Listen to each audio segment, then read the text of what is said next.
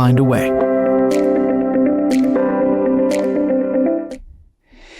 Matt, thanks so much for being here, man. What a 4-year story you have.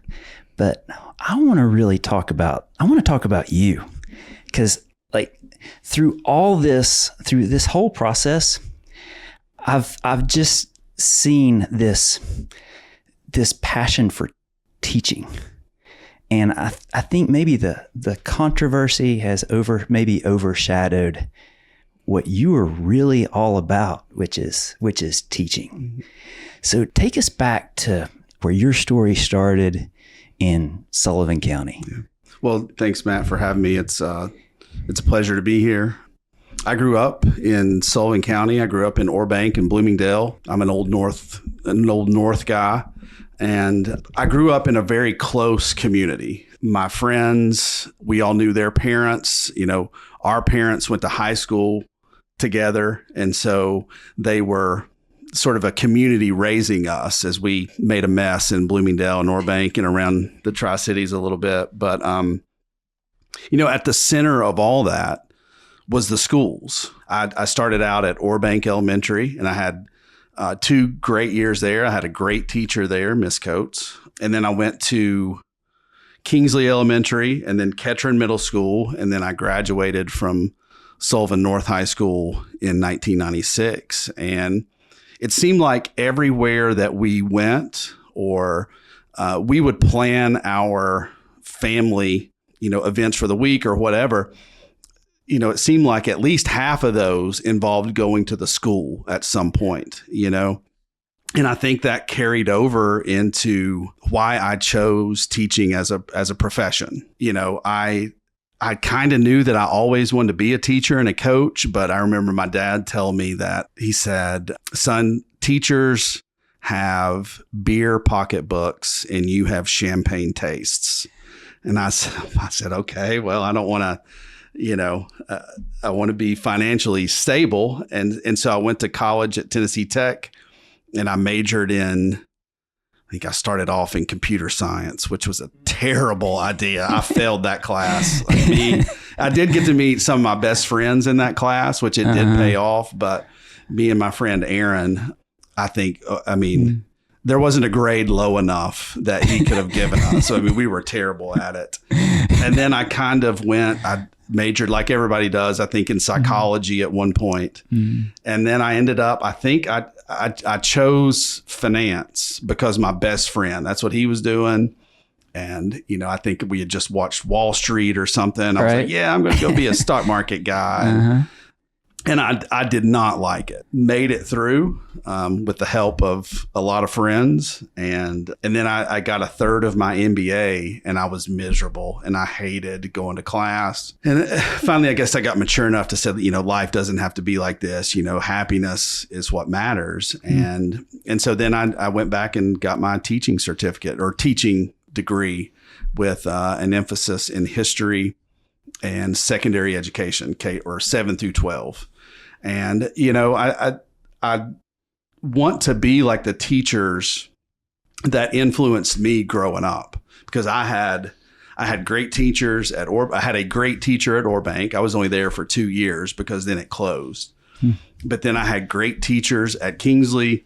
I had great teachers at Ketron, and then I had great teachers at North. And so, you know, whenever I was in my classroom, I think I took a little bit from all of those. I borrowed a little bit from each of the teachers, and not just, you know, what I taught, but just how I brought the material to the students. And I was very fortunate to grow up in Kingsport, in Bloomingdale, in Sullivan County. You know, for people that don't know the area, the schools you're talking about, like, this is Appalachia. Right. This is where both sides of my family are from, Bloomingdale, and they went to the same schools you just named, and that's where I was born. And so this is Appalachia, but this is rural county Appalachia, right? Right. The resources, there were no extra resources at these schools. But when I talk to people who went to those schools, they talk about what a great education they got and how great the teachers were. Mm-hmm. And I think there's a lot of negative stereotypes about Appalachia, rural areas. But man, at the end of the day, I don't know that you need a huge budget to teach really well. Yeah. I remember in one of my graduate courses, I remember we were talking about school culture and school environment, and our professor and I went to LMU. I think he was a principal in the Johnson City school system at the time, but he talked about going into all these different schools and who had a great culture. And it wasn't all, what Dobbins Bennett looks like. I mean, some of the roofs were falling in. Schools, yeah, the big city schools, like they didn't have brand new sports equipment, or the desks were old. They were still using chalkboards or whatever. Yeah. Antiquated. Yeah. Sort of technology, but it didn't matter because the community bought into the school, and then the teachers were great. Like they kept the school together, and the students really felt safe there. They felt a part of the community. They wanted to go there, and in a lot of places, and especially growing up where I did, and the schools, that was the hub for the entire community. Like everything went through the school. I had an uncle who died recently, and he was in his probably close to 80. Mm-hmm. So he's in his 70s, and he had a teacher that really influenced him. I think it was at Ketron or Kingsley, and he and my parents talked about what a great teacher he was, Mr. Doherty. And I heard these stories about Mr. Doherty. Mr. Doherty. Right. Yeah, he was at North whenever I was there. Sorry about your uncle. Yeah, you got to listen to this though. Yeah. Like Mr. Doherty was at that funeral this past year.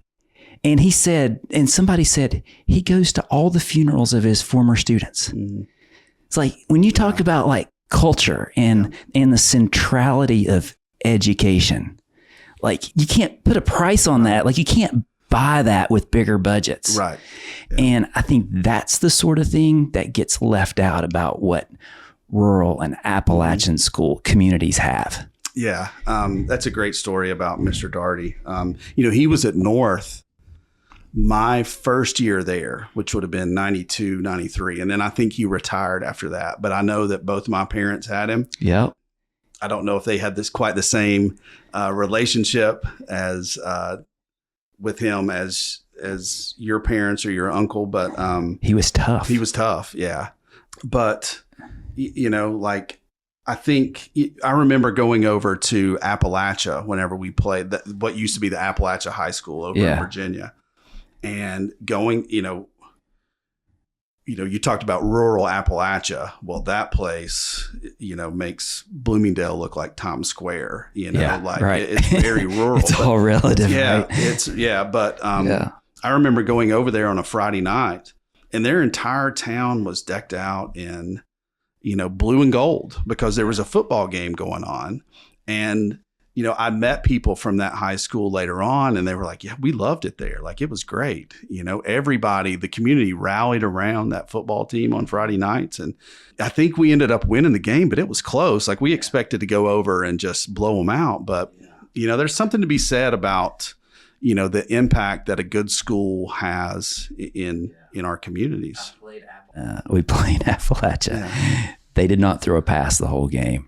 They had two plays, right and left. And they executed those plays so well. Like they would get 2 or 3 yards every time. And they would, and the field was just dust. Like there was no grass on it. And so it played to their advantages, but that really made an impression on me. But to your point, like there was a culture around that style of play. Right. And there was a culture around the school. Mm-hmm. And I think for people that don't live in small rural communities like that, like they look and see at what we don't have, we don't have all the amenities and all the budgets, but I think they miss what we do have, which is what you're saying. And like, to your earlier point, what we do have, like the center of the social world is schools and churches. Right. Right. Right. And like those communities go deep in both of those. Like they're central Right. to the culture and, To the and fabric who we of are. who we are. Yeah. And I, you realize that about churches. I hadn't thought about that about schools until you just mentioned it, and how much it influenced that school and that culture influenced you. Well, yeah. And, one of the things that I didn't ask as soon as we met, but I wanted to ask, hey, where did you go to school? Where did you grow up? Because that's one of the first things that we ask people when we meet them and we find out they're from here. Well, where did you go to high school? Yeah. And I'm always very proud to say that I went to Sullivan North and that I'm a Golden Raider. Yeah. Yeah. So. Yeah. The teacher that you mentioned, Miss Coates. Miss Coates. Yeah. It sounds like she was impactful. What'd you take from that? What'd you learn from her? Yeah, she was very strict and very stern. I remember she had just a presence in the classroom. It was a long time ago, but I just remember being that young and just looking up at this woman who had this voice, who could command 5-year-olds to stand up at attention, and I remember that from her, but in my other teachers too, I remember they all had, and in different ways, they would use this, just their own presence in the classroom. A teacher who's been really close to me throughout this entire situation with my dismissal, Miss Oster, who was a resident of Bristol, she was my AP English teacher. And whenever we would start talking about, or whenever we would discuss, whatever book we were reading in AP English, she would set us in a circle, and then she would pull up a desk and join in on the conversation with us. And, I did that. I had my classroom laid out where I had students almost in a circle, like I had students on the left, right, and the back, and then my desk was at the front. And so whenever we would get into some of the topics we would talk about in personal finance or economics or contemporary issues, I would pull my chair around and I would move it to the back of the classroom and I asked her, why she did that.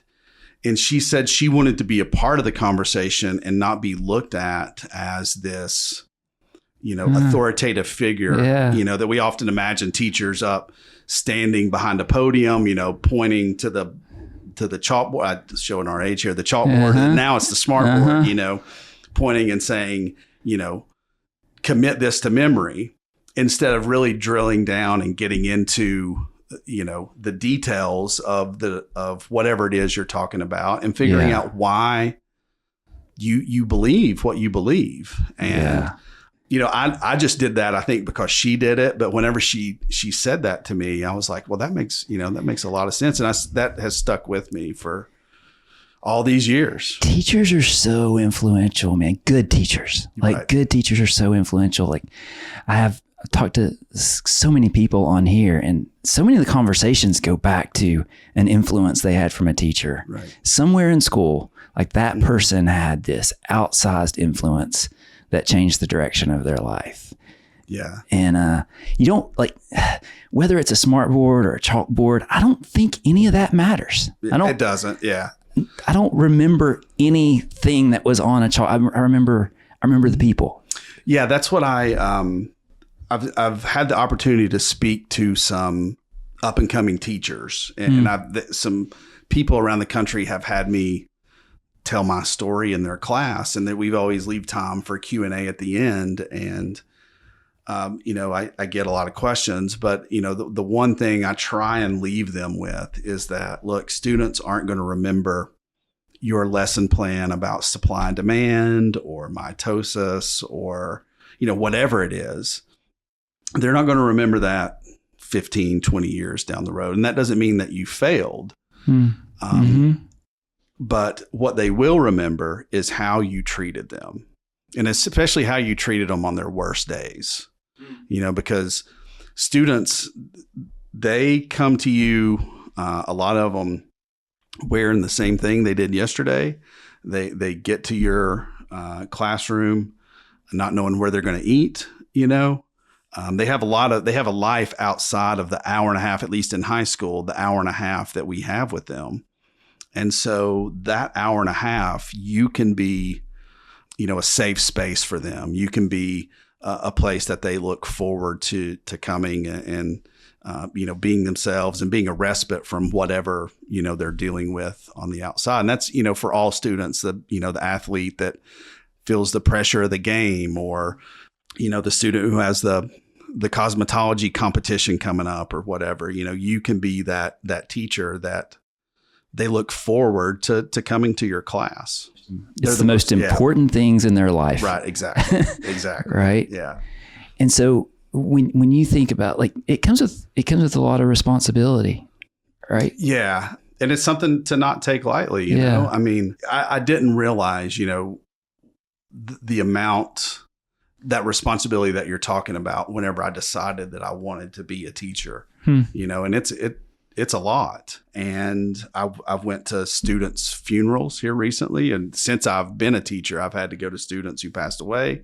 I've had to be that person they come to when the other people in their life that they're supposed to rely on for safety and love and whatever else have failed them in some way, that they come and talk to me and, cry on my shoulder or talk to me or whatever that may be.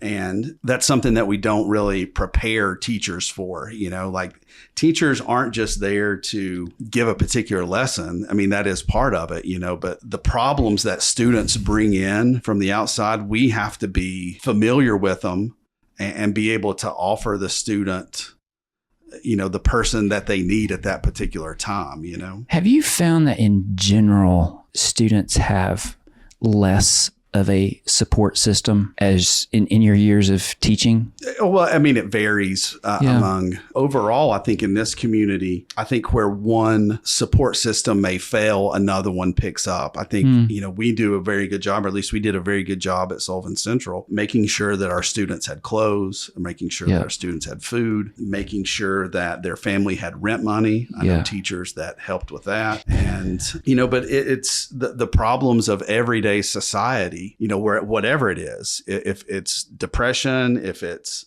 gun safety, if it's, addiction, hunger, homelessness, whatever it may be, those problems all find their way to public schools. And so at Sullivan Central, I think we did a very, very good job of having support systems for students who are experiencing issues in any of those areas. Yeah, I've been struck by my conversations with teachers of just how much responsibility they've taken on in recent years. And like the things that you mentioned, like providing a place to live. Transportation is a big one. Yeah. Like we take for granted that I did not realize until I started talking to teachers that so many kids lack transportation. And if you lack transportation, your world is so small and your opportunities are so small. Yeah. And especially in a rural area like ours, like there is no public transportation. So if you don't have a car, you're stuck, man. And so I didn't realize the extent to which the schools were taking that responsibility of getting the kids to work opportunities and to school itself. But I don't think the general population realizes how much you guys are doing for these kids in addition to just the classroom. Right. I think that goes back also to, getting the students outside of school, like taking them on field trips and overnight trips. And people often say, well, that's not the school's responsibility, but there are learning opportunities there that these students are not going to get the access to, like you said, maybe get off the street. Yeah. Nonetheless, go to Asheville or go to DC for a week or go to New York or whatever. I remember my fifth grade in Kingsley, we took every student to Washington, DC, every fifth grade student to Washington, DC. It was great. Yeah. And, we had parents who went, who supervised, maybe students who had parents that didn't go. They were assigned a group of kids to watch, and those students may not remember fifth grade, but I bet they remember that trip and getting to see another part of the country, I remember taking students to Biltmore a few years ago, and some of our students who may have not been out of Sullivan County, I don't know the extent of their travel experience, but it was eye opening for them just the place that we ate, which to us was like a taco place down there on Patton or something. And it was like they had never been in a restaurant like that. Like it was, to them, that was just the coolest thing. And to see that, you're like, had some, it was sad. Yeah. It was also, took some joy in knowing that we were able to provide that student with this opportunity and something that they'll remember. I think for those of us who grew up in Appalachian, an area like this, like we remember the first time we were taken out of our comfort zone and exposed to different places and different ideas, and how transformational those just mundane experiences at a taco restaurant in Nashville are. And we take that for granted, but like so many kids in our part of the world, they never have that exposure. Right. And so it's like teachers are left with that responsibility too, like exposing them and empowering them to live in the world. It's no small thing. Yeah. I think that's, one of the things that that we're supposed to do as teachers is provide students access to varying points of view. And, in a class like I had, like contemporary issues or even economics or even personal finance, in the social studies classes, providing those viewpoints was extremely important for all the reasons that you just mentioned. And now I think they're being limited or they're being cut out because of this sort of culture war that we're in with public education. And then definitely because of the legislation that's passed, this quote unquote divisive concepts legislation, those viewpoints that students could be exposed to or would have been exposed to 4 or 5 years ago, now they're being completely left out. So when you started, you bounced around different ideas, finance, computer science, you realize you're a teacher. Yeah. Right. When you've got that teacher gene, it's hard to, you got to teach.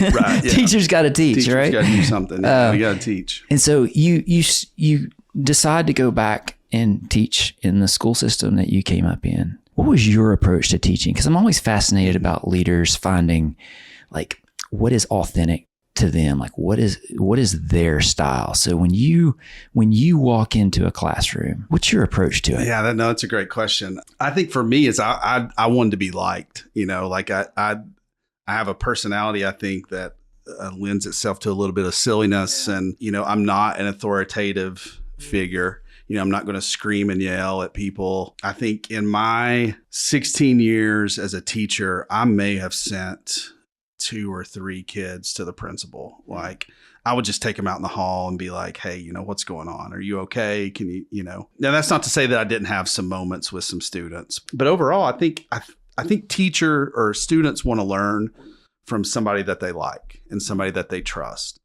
And so if I could establish that early on, and I tried to be funny, I tried to have a sense of humor about some of the things that we're talking about, because, trying to teach supply and demand to seniors, that's boring, so you've got to find some ways to make it entertaining, because you are entertaining. And the culture is very short attention spans with kids that need to be entertained. Like that's not easy in a classroom. And so, I think that I wanted to be a teacher that created an atmosphere where students could raise their hand and feel like they could bring in any topic to discuss. Yeah. So long as it was, classroom appropriate. Sure. And that was one of the things too. I think I was fortunate in that I wasn't a tested teacher.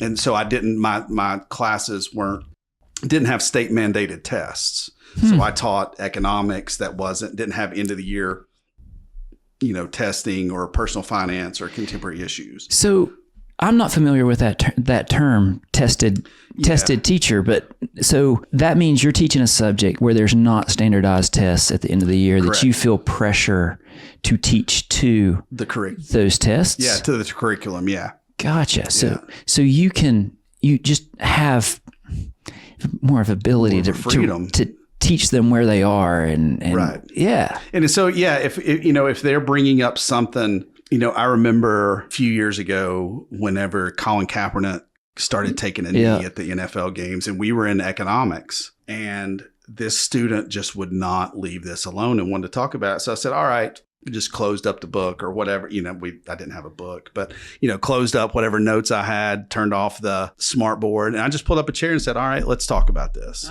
And so I had that freedom to do that, That's one of the, look, I understand schools have to be evaluated, but, one of the drawbacks of mandated testing is that teachers feel like they have to teach to the curriculum, that they don't have time for those personal interactions with the student. Like they have to move from one thing to the other, because if they don't, it's going to show up on their end of the year scores. And so I had a lot of freedom to where I was able to do that. And students knew that, they could come in and get me off subject pretty yeah, easily. But that's where But they still learned. That's where the magic. That's where the magic is, man. Like I ended up teaching history in college, but I hated history in high school, and I hated history because it was memorization, and like that whole deal where you're having to memorize information for a test, right. Dates and names. My mind doesn't work like that. It doesn't interest me, so I didn't like history. It was only when I discovered. When people taught me history as a story and I saw those connections, and I still don't remember a lot of the dates, but the dates aren't, the stuff on the tests aren't important, right? Right. It's about discovering these characters from history and what were they thinking and why they did what they did. The adversity, the impact, everything, different ideas and how all that fits together. The Colin Kaepernicks of history, or the Tim Tebows of, meeting kids where they're at. Like that's the interesting stuff, because you learn the ideas of these different generations and stories. And find out how they got there. Like these ideas that have been passed down, how they've changed. How they're being employed now. All these different things. It's what we do in the social studies classes. And that's why I had great social studies teacher in high school, Coach Gilmore. He was my AP history teacher, and he was great. He was phenomenal. I had great history teachers. I had Mr. Green in 8th grade. I had Miss Morlock in 5th grade, like just great social studies teachers all the way through. You probably don't remember a fact that they taught you. I don't remember a thing. But I remember some of the exercises that we did. I remember Coach Gilmore had us debate who was the better president, Washington or Jefferson. And you still remember all these years later. I remember I started out with Jefferson, and then I switched to Washington. And I remember thinking, gosh, Thomas Jefferson wasn't that great of a president. He gets a lot because he wrote the Declaration of Independence, but I don't think he was that great of an executive leader, I remember Mr. Green being the absolute funniest teacher that I ever had. Like he would tell stories from him growing up, and they were just they were hilarious. Yeah. And so that kept me engaged. His interest in it, his genuine enthusiasm about the subject is contagious. Right, exactly. Yeah. And the opposite is true too. Like we've had teachers who don't have any enthusiasm about their subject, and even for some of the even if I was giving a lesson on a topic that was boring and I wasn't feeling it that day, I mean, you can see the kids just check out. And it's tough to keep them interested on a daily basis. I taught personal finance to sophomores, and of course they're not ready for that, and that was tough to get them engaged. And some days you'd look around and 3 or 4 kids would be sleeping. They'd have their head down on the desk, sometimes maybe even more than that. But I think just the enthusiasm with which you're bringing the subject to the kids, it matters. It definitely does. It's such a role of leadership. Like when you're the teacher in a high school classroom, like that's leadership right there, man. Yeah. It's not easy. Yeah. And so the way that you approach it and the way different teachers solve that problem is always been interesting to me. Yeah. I got to be down in our social studies wing. I got to hear how different social studies teachers had their classes, and some of them, they would have kids out in the hall working on a project. Some would be standing up in front of the class lecturing. Others would be having students read, and that may have not worked for me, whatever they were doing, but it worked for them. And so I think we all find our different ways in which we can be that leader. There's not a mold that a teacher fits into. It only really works when you're authentic to who you are. Exactly. Like you said earlier that you want to be liked by the students. Like that's how you impact them. But Mr. Doherty, who I talked about earlier, like I don't think that was his jam. No, I don't think. From what I understand, I don't think that was his. But he made an impact on kids. He's not gonna fake it, right? He's not gonna fake being liked, and you're not gonna fake being the authoritarian in the classroom. We have to find who we are and what's true. So, and teaching is such an art. It really is. Yeah. I mean, it took me, years to walk into a class going, I got this. I see students out all the time. And that's one of the things I like about living around here. I've been fortunate enough to speak in different places, and they're like, move to Chicago, move to New York, and I'm like, no, I really like it here because whenever I go out, there's always the opportunity that I'm going to run into somebody that I know, and be like, hey, there's Coach Hawn, and whenever I do, I run into students from my first couple of years. I'm like, I apologize to them because look, I am so sorry. I did not know what I was doing there. I feel that way as a coach. I mean, you got me too early. You got me too early, right? Yeah. I didn't even know myself at that point. Like I was just trying to keep my head above water. I got the job at Central a week before school started. Yeah. And so I just came in just swimming, and then they threw me into coaching football, which I'd never played. I played backyard football and I was an athlete, but I didn't know how to coach it. Yeah. And then I coached, so I was coaching two sports. Yeah. It's one of the coaching is one of those things where you get thrown into a really authoritative role very early in life. Yeah. Like way earlier than you're really prepared to have that kind of authority. And then we just have to figure it out. Yeah. Especially for football for me. Like I had, you coached I did coach football. I was the defensive coordinator for the Sullivan Central freshman team. And I ended up really embracing that stereotypical defensive coordinator, throw the hat on backwards, have the earphones down around the neck, screaming and yelling and spitting, because defense is about getting your kid. Not that I was screaming and yelling at them. I was getting them fired up, about going to make the tackle. And we had me and another coach, we coached there for 4 years, and we had some really good seasons. Like we beat Dobyns-Bennett, Science Hill, and Tennessee High all in the same year. One year we held our own. Yeah, I remember we played just at North. We played Dobyns-Bennett and Science Hill and Tennessee High in baseball, and we'd beat them. But I think that kind of goes back to the culture too. When you're the small underfunded county school, like you can make up for some of that with just old-fashioned culture and pride. Yeah, and pride, exactly. Yeah. The Appalachia that we talked about earlier, right? Exactly. I think I showed you my toboggan on the way in. It's a North Face toboggan. It's black and gold. And I turn it around to where the North is showing on the top because I'm very proud Raiders, to be a Raider. Just like, I was very proud to be a Sullivan Central Cougar. They adopted me. And a lot of the people that I taught, a lot of the kids I taught, their parents were from Bloomingdale and they went to North. And, so we had that common connection. What did you most enjoy about coaching? What do you miss most about that? I think just being around the kids, I think for football, I missed actually being a part of the game because what I did, it was like a chess match, like if I call a defense that puts a player out of position, I mean, they could house, if they run the right thing, they could take it to the house. Right.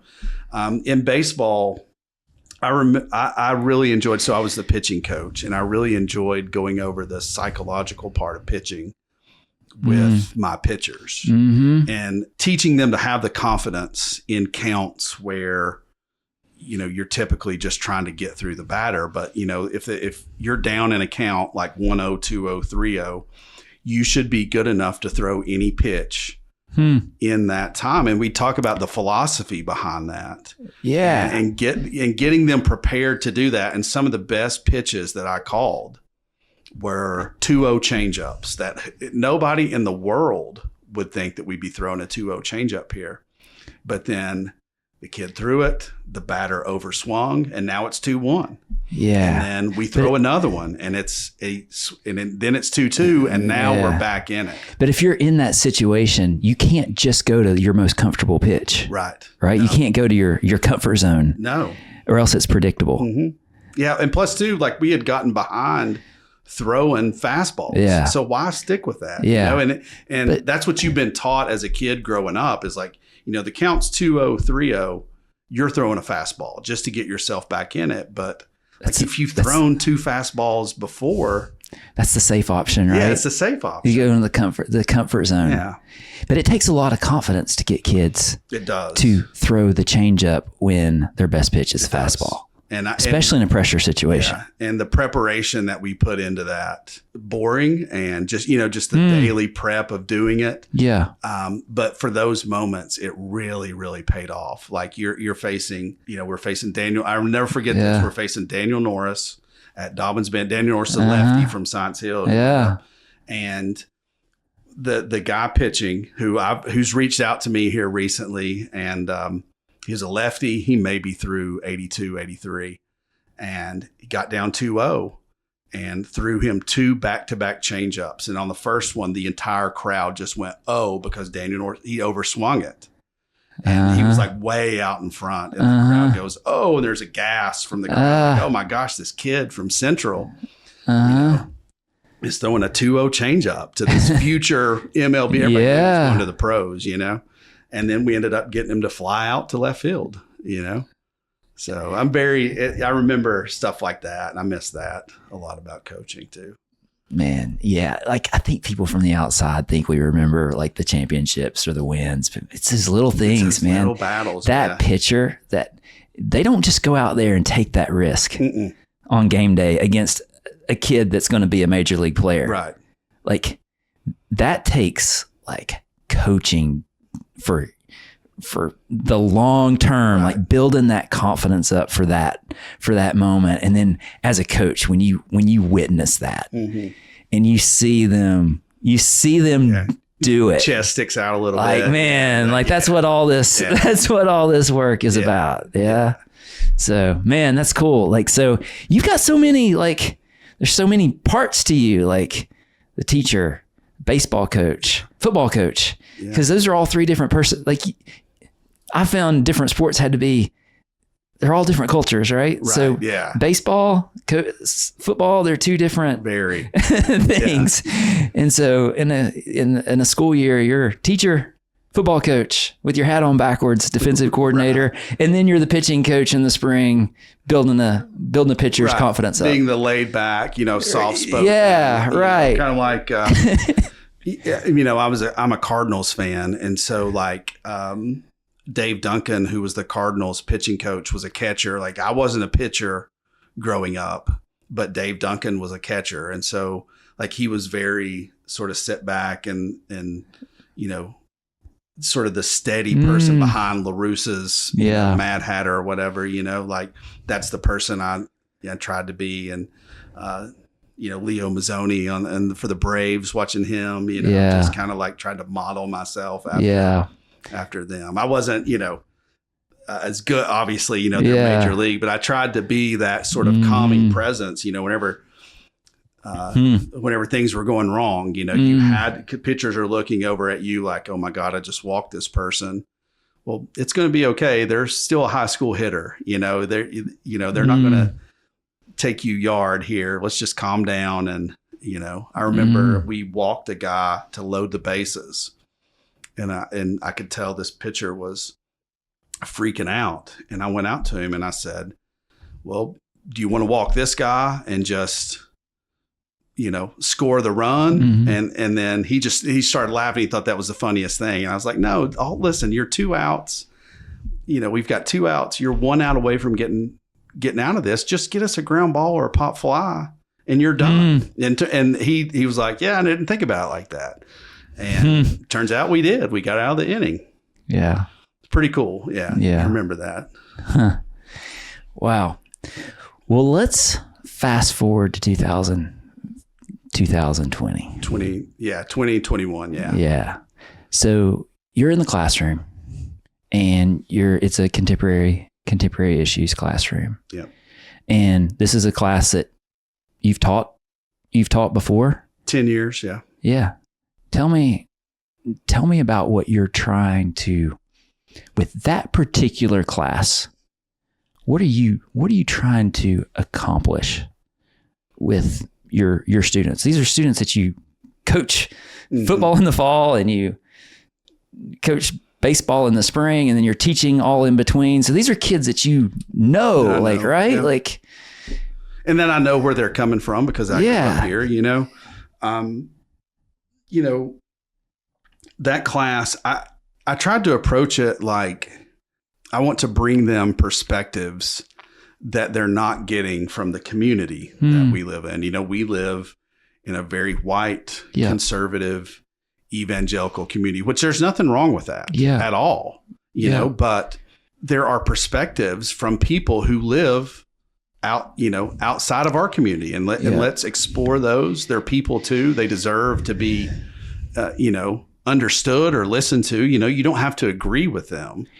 But at least we can understand the position that they're coming from. And so what I tried to do was whatever topic we were talking about would, there's a common misconception of me teaching this class, and that's me standing up and telling students exactly how this is going to be. And that's not the case. What I did was I brought in people who were experts on whatever we were talking about. And I would let the students read their perspective or watch their perspective. And then we would evaluate and analyze and discuss and debate sometimes those perspectives. Yeah. Just like what you remember from the debate between Jefferson and Washington, right? Right. Exactly. And so in 2020, it was a COVID year and it was hybrid learning. Sullivan County had been virtual learning up until I think for the first 2 or 3 weeks of school. And then we had hybrid learning. So we had half our students there and then half our students at home. And then, the next day would be they would switch.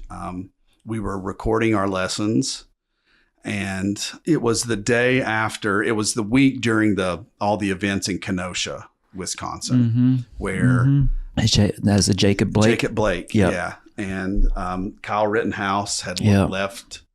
I think he was from Illinois, maybe, and then drove across state lines to Wisconsin and shot and killed 2 people. And I made the statement, and this is something that I typically didn't do. Like, I made the statement that white privilege is a fact. Like, that is not something that I would typically do in this class. I would let students do the research and then determine whether or not any claim that we evaluated is a fact. But I said it in this class. I just had a human moment where I couldn't believe, that this guy had been shot in the back 7 times by police officers. And then this kid goes across state lines and kills 2 people, injures another, and is taken without force by the police.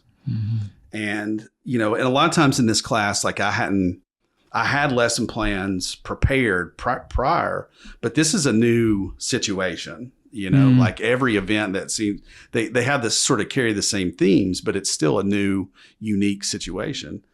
And so we were going to start a lesson on, race in the United States. And I posted that class. So we were recording. I posted it to a personal finance class. And apparently a parent saw it from a student who was watching at home. They called and complained. And rightfully so. Like, why are you talking about Jacob Blake and Kenosha in personal finance? And so I told the principal it was a mistake, and I took it down. I apologized to the class.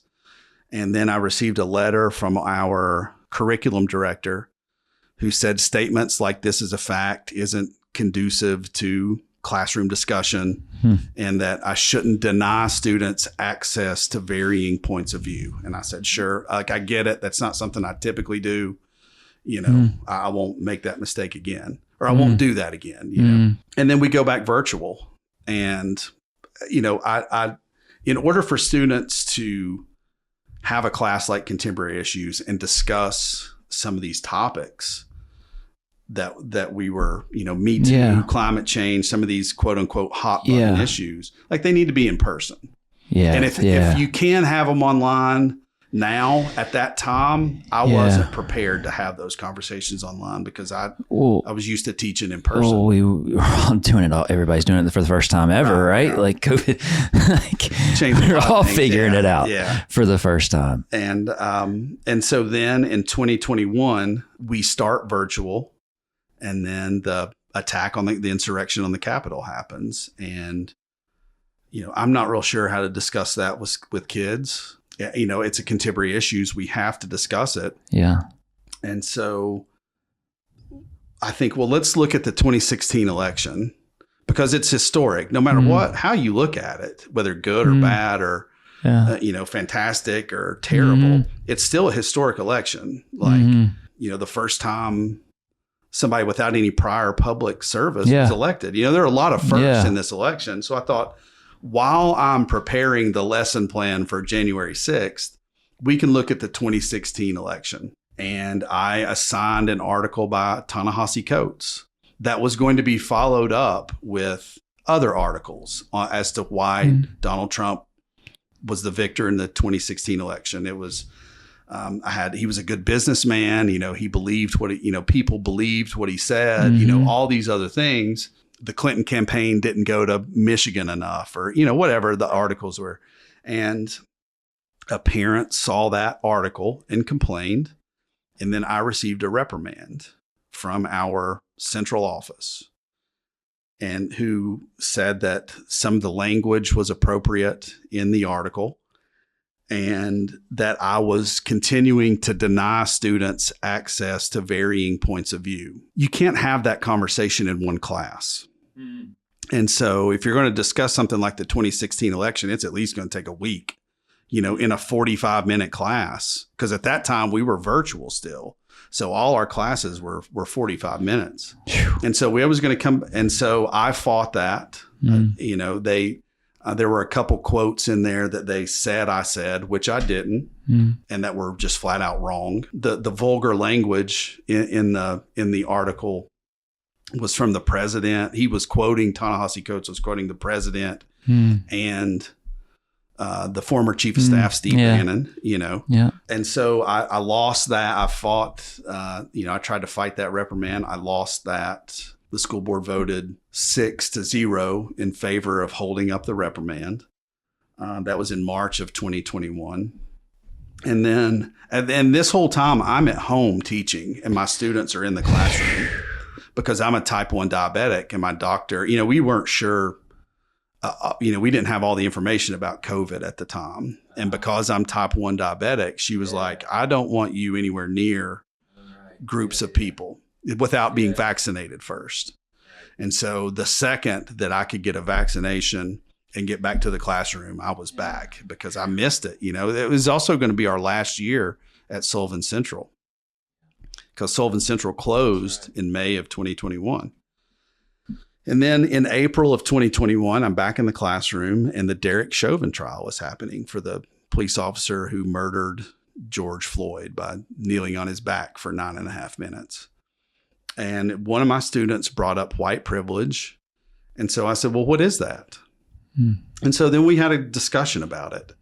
And then I showed a poem from a poet by the name of Kyla Lacy. It's a very powerful 3.5 minute piece. Yeah. I tried, there are 6 curse words out of, I think, 875 words. So less than 0.5% are curse words.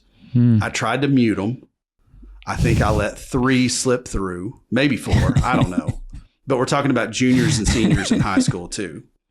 And so somebody complained about the language and about me continuing to deny students access to varying points of view. And I had a meeting with the director of schools a week later. And, you know, we had a conversation about, you know, why I showed that. And we have different thoughts on me showing varying viewpoints, because to me, the viewpoints of Ta-Nehisi Coates and Kyla Lacy, both African-American people, are different from the viewpoints of people in Sullivan County, Tennessee. Sullivan County is 96% It's a white. different, it's a different experience, different perspective. And to me, that's different. Yeah. But, you know, they kept calling their perspectives liberal for some reason. It's not a... You know, I told them I said very early on that this is not a political issue. This is a human rights issue. This is about racism. It's not conservative or liberal, you know, because if you know, I have a lot of conservative friends who would say, well, if you're calling the anti-racist viewpoint liberal, well, then does that make the conservative viewpoint racist? And they would disagree with that. And I would too. Like, that is not true. And so, I mean, that just goes to show, like, you can't label these things as it's not that simple. It's not that simple. And that's something I never did. Like, my class wasn't political science. You know, I very rarely labeled viewpoints conservative or liberal. You know, I let the students figure that out for themselves. Yeah. Because, I mean, you have liberal people who are very pro Second Amendment, you know, but after that discussion with the director of schools on May the 5th, 2021, the same day. So that morning on May the 5th, the state of Tennessee's General Assembly passed its anti-divisive concepts legislation, or its divisive concepts legislation. I was fired that afternoon for, like, if what I did in 2020 and 2021, that would be illegal under this bill that they passed. And I've been fighting to get my job back ever since, because I've said from the very beginning that I believe in the case. Like, I wouldn't be fighting had I done something wrong. I was just doing what I had done for 10 years previous, and nobody had ever had a problem. Anti-divisive, that sounds like something that would come out of bureaucracy. Right. How does that limit, like, what additional constraints does that put onto a teacher? Well, the bill is so vague, right? Like, one of the things it says, a teacher shall not cause any discomfort consciously or subconsciously to a student. So yeah, I'm like, how do you cause discomfort? Discomfort? Like what level of discomfort? Like, how uncomfortable can I make a student, you know, like, and they spell it out that involving things like race, gender, sexuality, anti-American sentiment, you know, things like that are called divisive concepts. And, you know, I would argue, well, you know, diagramming sentences made me very uncomfortable. Yeah. You know, geometry makes people very uncomfortable. Cellular biology makes people very uncomfortable. So why are we now we're concerned with students feeling discomfort when discussing these issues that really need to be, you know, handled, and they really need to be talked about in an academic setting. And so teachers don't know how to proceed in the classroom. Like, if you're reading that law as a teacher and you go, okay, well, we're talking about Jim Crow America. Yeah. And I have to explain to my students that this is how a group of people were treated because of the color of their skin, is that going to make my students feel uncomfortable? And if it does, are they going to go tell their parents, or are they going to go report me to the principal or to the school board member or to the state legislature? So you've got this new regulation and you're teaching online.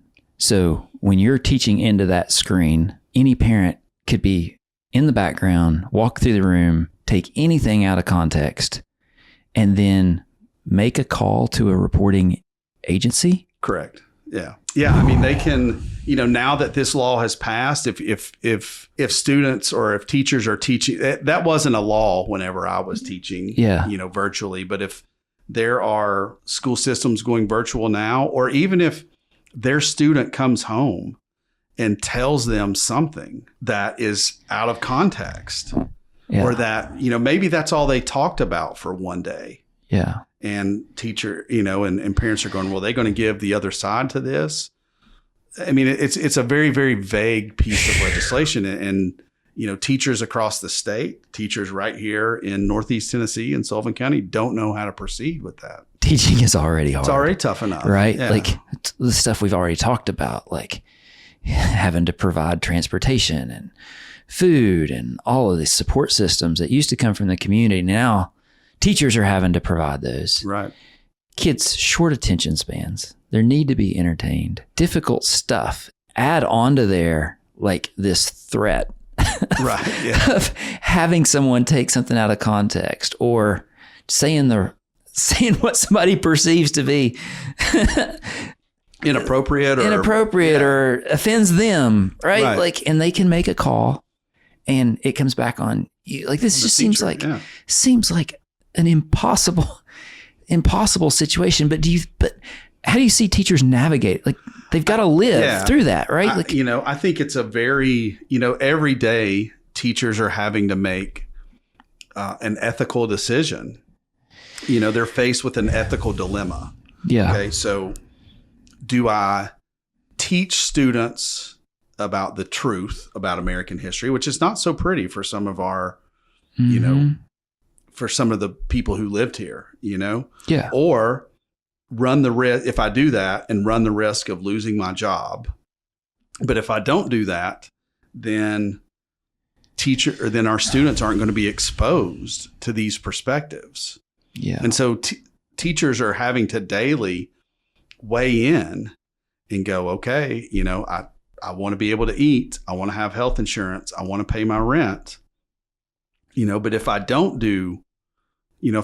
breach some of these subjects, then our students are going to go out into the world unaware of some of these perspectives that would benefit them, that they would do well with. Well, you're incentivized to play it safe. Incentivized to play it safe. Like exactly. if I'm a history teacher in that, like I want to play out like what I want to do, what I think is going to make a difference in kids is to role play, right? All these different viewpoints, like Washington and Jefferson. That's it's a great example, right? But like if I have that threat hanging over my head, I'm going to incentivize to play it safe and have them memorize dates. Yeah. If the issue of race or gender or sexuality or any of those divisive concepts come up, they completely change the subject and go in another direction. Like they will not even, dip their toe, in discussing issues like that because they're afraid of blowback. But you're teaching a class called Contemporary Issues. Right. Yeah. Which now in Sullivan County schools, that class doesn't exist. So they just stopped teaching it. They just stopped teaching it. And I can't say that I blame them. Yeah. Because let's say Sullivan County has a teacher that they don't punish. They encourage their teacher to discuss these issues, to bring in Ta-Nehisi Coates and Kyla Lacy.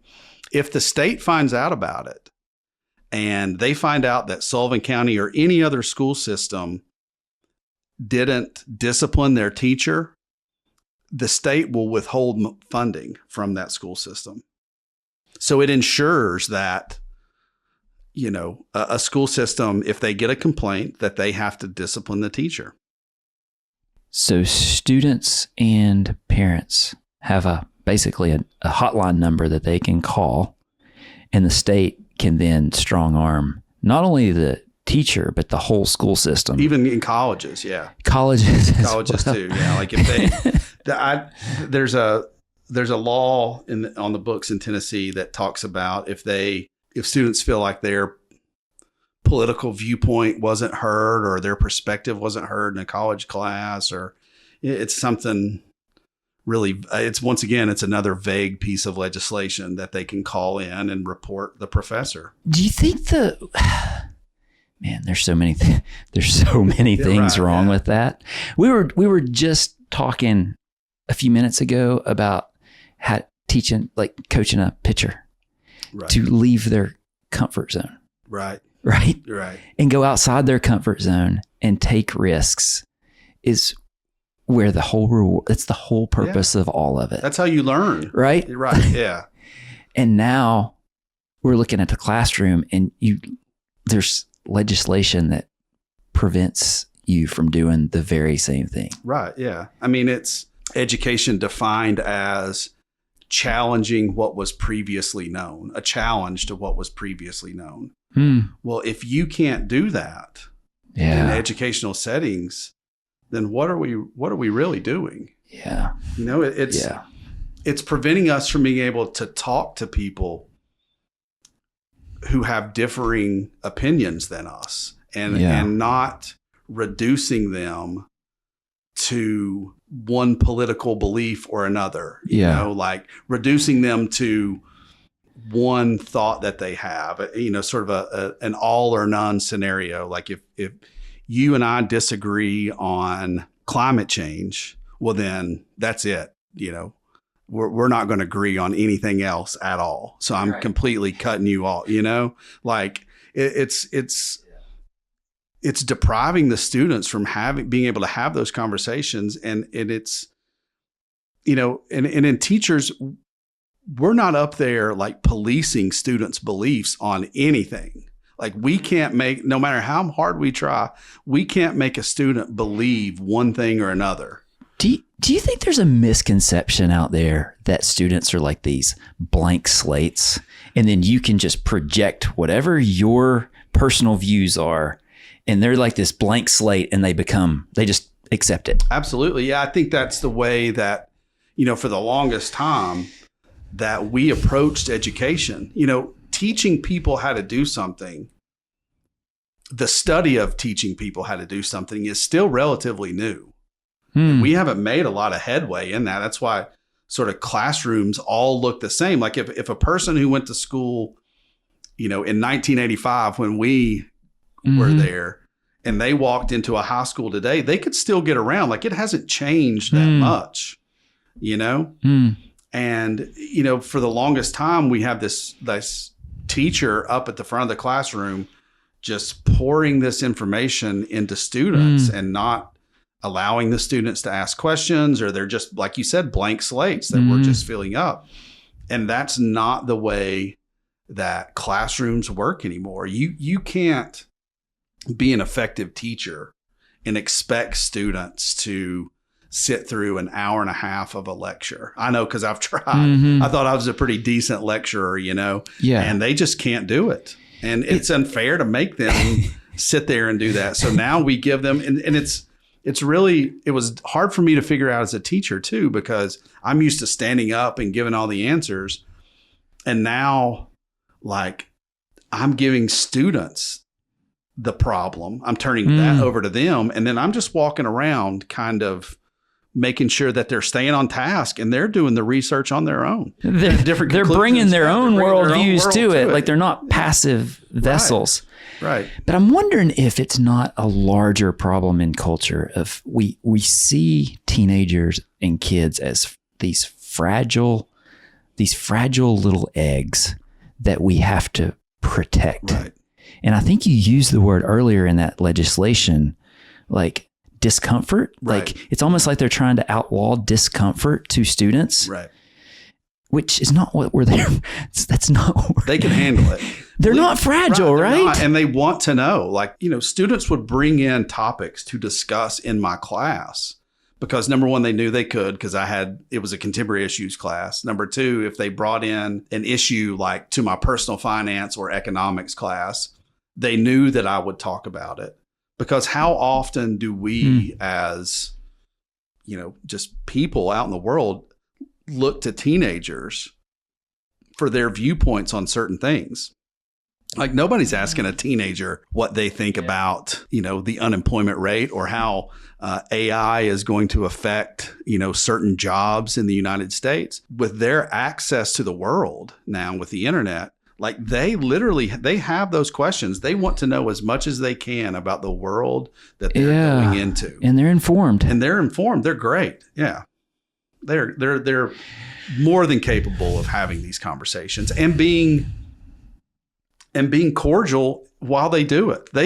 My students would disagree on almost every topic we brought in. Like we would bring in everything and we would have different perspectives on it. Of course. But then they would walk out, ready to go to their next class. Hey, do you want to go eat lunch? They were fine. They didn't they weren't mad at each other for having different viewpoints. Yeah, right. And that's, one of the things that some of my students testified. So there was an August hearing on this dismissal, and I brought in former students, and they said, some of them said one of the things that they learned in my class was that they learned how to listen to people with different perspective of their own and not have to agree with them and still be able to respect and their viewpoint and understand their viewpoint. Well, it seems consistent with who you are and your your whole purpose in this thing. And I've heard the same thing. I've heard the same thing from students, is that you're a really good teacher. And that's why one of the reasons I wanted to have you on is like to better understand, what your purpose is and the responsibility that you feel in a classroom. It doesn't sound like your purpose, you perceive your purpose to be to protect those kids on the football field, on the baseball field, or in the classroom, doing them a disservice. Mm-hmm. What do you feel like you're empowering if you're not there to protect them? What do you perceive yourself to be empowering them for? I think just being able to go out into the world and have some confidence and having, some self-confidence in their own belief systems and being able to navigate, the world out there and being able to adapt and being able to, understand all these different perspectives and being able to adjust if need be, and figure out where their moral framework fits into the world. Because of this, I've had a lot of students reach out, and, that's been sort of one of the consistent themes of it is, whenever we went out to the world and we had experiences or discussions and some of those experiences and discussions dealt with some of the topics that we talked about. And I felt better for it. Like I wasn't uncomfortable then because I felt like I could speak up and make, my thoughts public to those that I was sharing the space with. I had students who they took, I guess, what would be the college equivalent of contemporary issues at the University of Tennessee. Mm-hmm. And I think it was their first or second year. And the teacher put on a video, a documentary that we watched. Yeah. And the students went up to the professor after the class and was like, yeah, we've already watched this. And the professor was like, how in the world have you watched this? And like, our contemporary issues teacher in Blumpville, Tennessee, we watched that. And they were like, the professor was shocked that we had discussed that in our contemporary issues class. I've said several times that I think the most valuable thing I think I did as a parent is travel abroad with the kids. Because for me personally, like I grew up here too, right? Like I grew up in East Tennessee, and I didn't the first people that weren't white that I met personally was in college. College, me too. And that was the demographics Right. here. I'd only been exposed to certain ideas, right? I just hadn't had the privilege of hearing other perspectives on the world. And when you travel, you're forced to, you see things from a completely different, you're the stranger. Right. And what it did for me is it forces you to really ask yourself questions and better understand your own self. Right. Like I've never felt like I understood myself as an American, like more than when I'm abroad. Mm-hmm. It's like it forces that understanding of who am I, right? That's one of the things that we talked about with regards to privilege. Yeah. You know, like being that person who is the stranger, you know, like not being able to speak the language. Like that's what we start off with, is one of the first things that we do is start off with talking about privilege. Well, you know, if you can speak the language of the area that you're in, that's a privilege. Yeah. And you could see the wheels kind of turning it because they haven't thought about that. You know, like everywhere they go here, you know, everything's in English. You know, most people are English speakers. Most people are going to agree with you. Going to agree with, And so, being able to just bring the world, not my viewpoint, but just the viewpoints from the world into the classroom like that. I was very fortunate to be able to do that for 10 years. You know, I think our grandparents, like my grandparents who went to the schools that you went to, they probably could have had a successful career without really understanding the perspectives from around the world, because they could have a successful career and never leave Sullivan County. Right. That is not like that in our kids' world. Like we are handicapping them. Yeah. Right? If we don't empower them to at least consider the perspectives of other ideas. Yeah. I mean, it's you know, the world is more interconnected than it ever has been. But it goes back to protecting. Like that's not our job, is to protect these kids. No, not at all. And I don't think it's just in this situation. My own experience coaching and talking to other coaches, like parents are constantly trying to protect their kids. Right. That's not our job. Right. Yeah. It's to push them outside their comfort zone. Right. Yeah.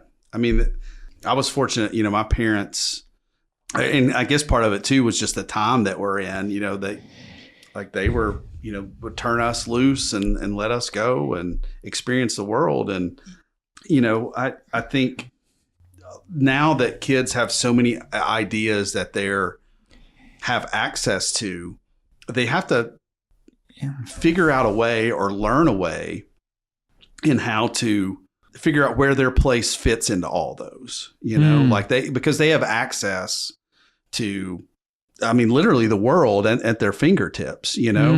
And so I think what we're doing whenever we limit those perspectives and that access to those viewpoints is, you know, we're not protecting them at all. I mean, they're the ones that are really hurting from all this.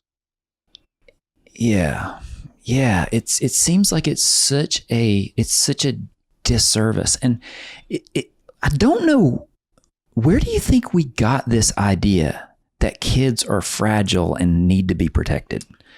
Obviously there's obviously places where kids need to be protected. Right. But protected from ideas and protected from hard work and discipline and showing up on time. And you know, I don't know. I think it's, you know, it's still a relatively new sort of culture war that we're fighting as far as what goes on in public schools. And, you know, I'm not so sure that it has anything really to do with protecting kids. And I think they've been pretty public about wanting to end public education.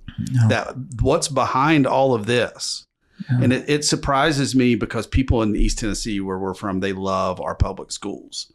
And coming up in the legislature this year, the governor of Tennessee is going to introduce a vouchers bill, again, to take money out of public schools. And so I think there is a very loud but vocal, a very loud minority of people who are preaching this and saying these things. But I think for the most part, like, we all want our students to be exposed to these ideas. They're just not being as vocal as this, other group. It's hard for me to believe that any adult can look at it and say, by protecting kids, we are making them empowered to be successful, because life is hard. Mm-hmm. Like, whatever they choose to do, it's gonna be hard. It's gonna take perseverance. It's gonna take managing different ideas. Like, it's hard. Like, whatever path they choose in 2025, it's going to be hard, right? How do we equip them for success, especially rural Appalachian kids who are going to have to go into that diverse world? Right. How are we going to equip them for success? By treating them like fragile little eggs that have to be protected. Yeah. Yeah. That's something that we're going to have to figure out over the next few years. How do we want our schools to move forward in this culture that we're in right now? And I think a lot of people, the people that have came up to me, and of course that doesn't speak for everybody, but a lot of people are just completely kind of shocked at what you were talking about, and you were dismissed, and like, it's unbelievable to them. And so I think, well, it probably was the first time they'd been exposed to profanity. Right. Yeah, the kids. Yeah. Right. No, their tender little 17-year-old ears had never heard that on TikTok. My students were, whenever I first learned foul language, I did not want an adult to hear me at all.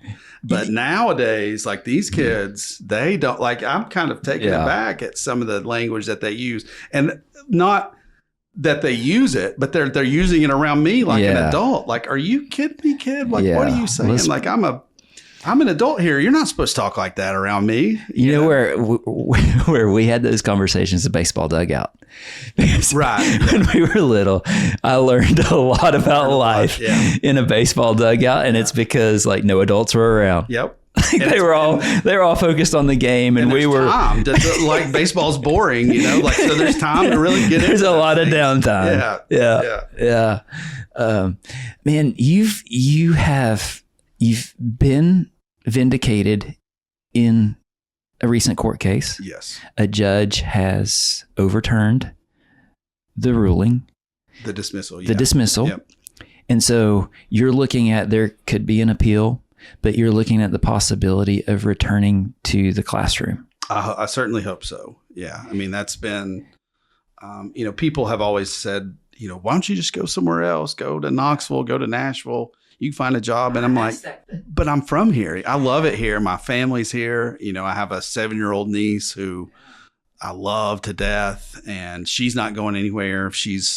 Unfortunately, she's going to be a Dobbins Bennett Indian. So I told her that she's going to wear something black and gold, no matter what, whatever. She's an athletic little kid. So whatever she chooses to do, like, she's going to wear something black and gold just to appease her Uncle Matt. But no, like, I like it here. I like teaching the kids who were exactly like me, like, those kids come into my classroom, and for the most part, I know what their lives have been like because I was exactly that kid. There wasn't a big difference between the kids from Sullivan North and Sullivan Central, And so, like, I know where my kids are coming from. I know the perspectives that they're hearing.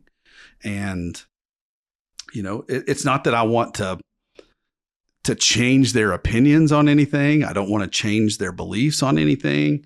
But I do think, like you said, we're doing them a disservice by not bringing those varying viewpoints into their perspective. And that's something that, I thought I was doing a pretty good job of. And I still think that, And that's why I'm still fighting, is because I believe in the case and that I didn't do anything wrong. Yeah. Well, I think there's a larger cause here. The fight that you're fighting, I think, it's an important one. It's not just about your career. It's more important than that. It's very difficult to ignore sort of the larger environment with which this has taken place. But there are attacks on schools coming from all these different angles. Like there's the attack on libraries and calling librarians pedophiles and, having books to indoctrinate kids, teachers as indoctrinators. There's a lot going on in public schools from the librarians. Yeah. And books. And, and there's not a lot of teachers who are fighting back because they're afraid. And so, one of the things that has allowed me to fight back is that I'm a member of the union, the Tennessee Education Association.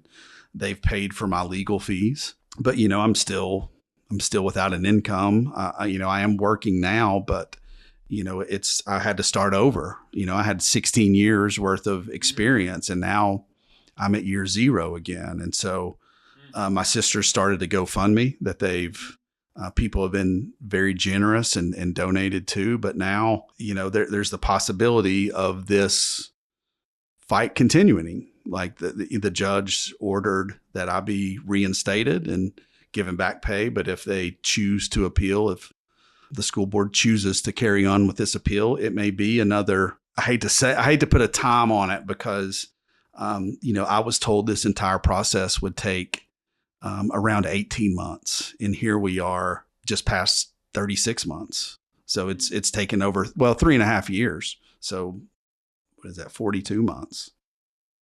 And so this next appeals process could take anywhere from 18 to 36 months.